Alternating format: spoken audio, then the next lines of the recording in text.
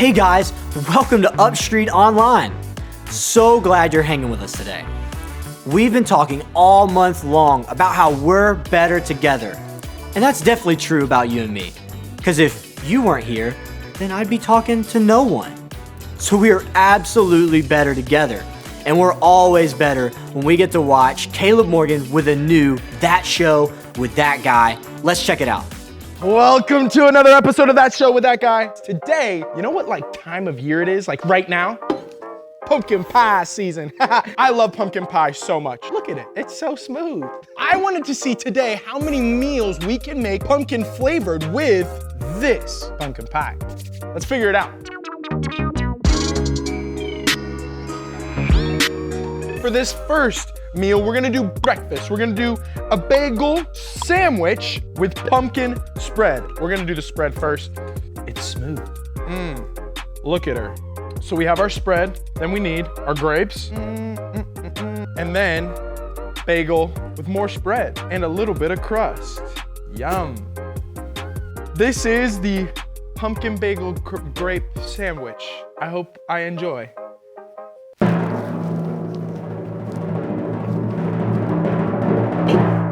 It's delicious. I'd give this a 7 out of 10. Let's move on to the next meal. The next thing we're gonna try is just a little pumpkin flavored snack. So we have our veggie trays. Kids, eat your vegetables. We're gonna start with a little ranch and pumpkin. I might not be the first person, but I think I just found something. Hold on. Guys, it's actually good. It's I'm not, you saw me gagging earlier. There we go.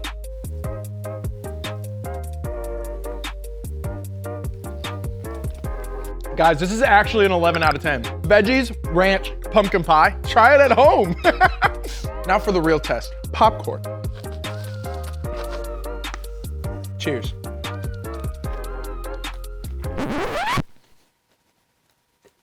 No. Stick to veggies. Why was that so much worse? Final meal, we're gonna try some dinner and dessert. Dinner is served. Not yet, because we gotta make it, silly. First, we're gonna do a sandwich with a pumpkin sauce. I don't know what that was. First, add the lettuce, add your greens, then add the meat. Perfect. And then our pumpkin sauce. I cracked myself up. Yeah, there's just no other way to do this. When you spread it with your hand, it actually aerates it a little more. It just makes the whole experience a lot better. Here we have a nice oven roasted turkey pumpkin sandwich. I mean, not bad. 9 out of 10. Like every great dinner, you can't forget dessert. We try to stick to the 4 main food groups: candy, candy canes, candy corns, and syrup. Today, candy corn. It's cold. So now we have a candy corn pumpkin pie. Dessert is served. Yo. That's pretty good. I can't breathe through my nose, but that's a 10 out of 10. I have to stop. Sorry, y'all. I had to put my hair up. I can't get pumpkin in my hair. I just washed it. Dessert. 10 out of 10, guys. Try it. All right, That Show. Not only did we find some really great meals for you to try at home and for me to try at home, we also found a new great hairstyle. Guys, as always, stay saucy, love on somebody, and I'll catch you on the next video. Peace! All I smell is pumpkin. All I smell is pumpkin.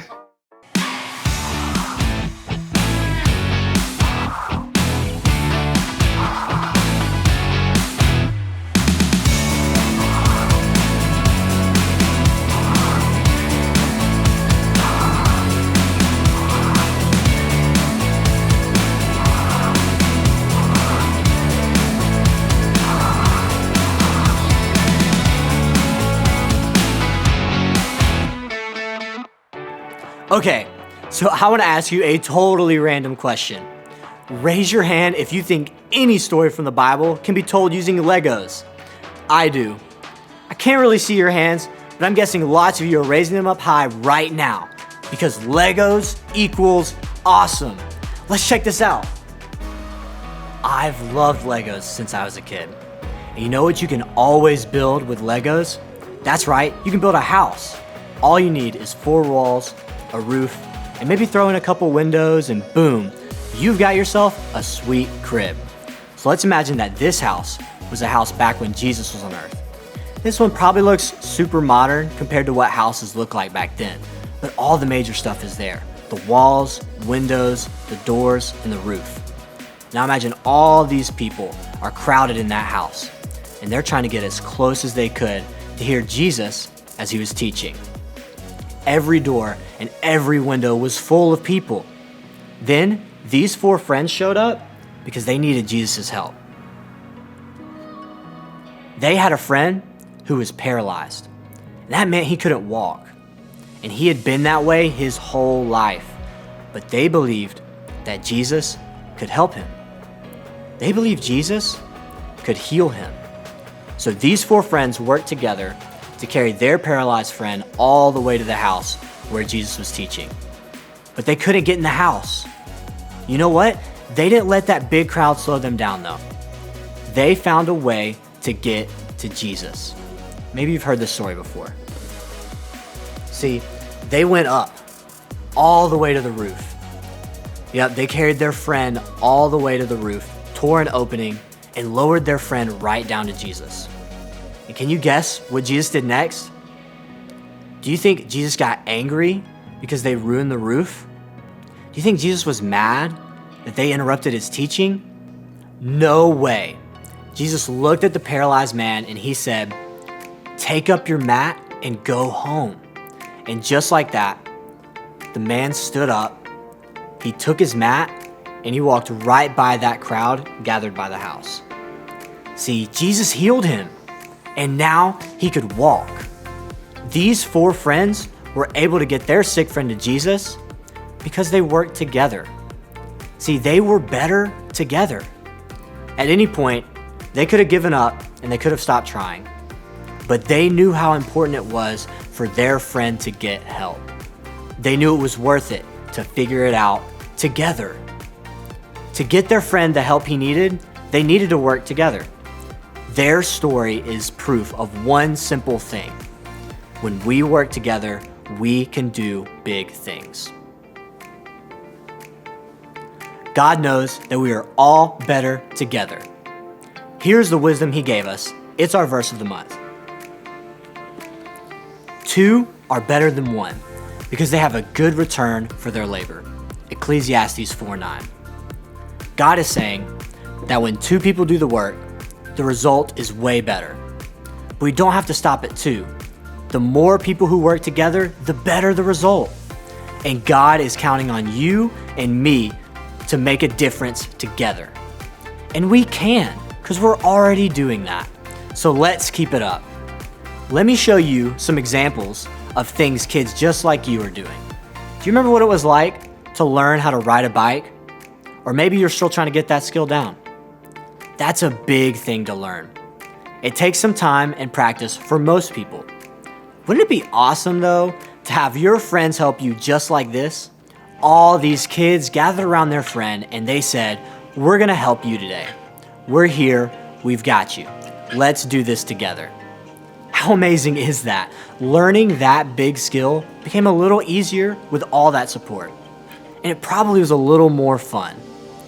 Or maybe your school has a coat drive to collect coats because temperatures are dropping and some people in your community don't have the right gear to keep them warm.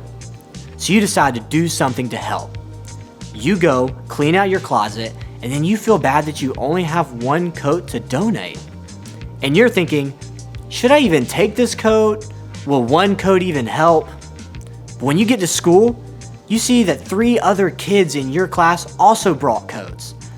And then when you take them to the cafeteria where they're collecting all the coats, you see that lots and lots of kids from your school brought coats, and together you filled 3 huge bins for people in need. That is exactly what it means to work together to do big things. When you see a need that's really big, remember, you don't have to meet that need alone. You can invite other people to jump on board and give them an opportunity to help too. When we put all our efforts together, we can do so much more than we could ever do alone. You might not feel like you have much to add, but when you decide to give what you have and combine it with others, there's no telling what you can accomplish. When we work together, we can do big things. Let's pray and ask God to help us remember that. Dear God, please help us look around and see who needs our help. Show us how we can work together to do something big to help others. We love you, God. Amen. Two are better than one because they have a good return for their labor. Ecclesiastes 4:9. 1, 2, 3, better together!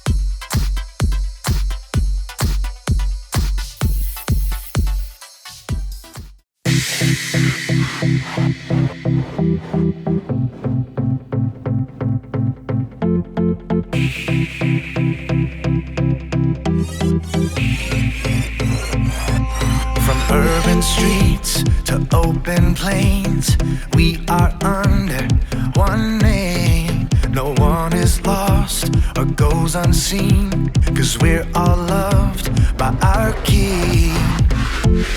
This is nothing ordinary. There is power in the name we carry.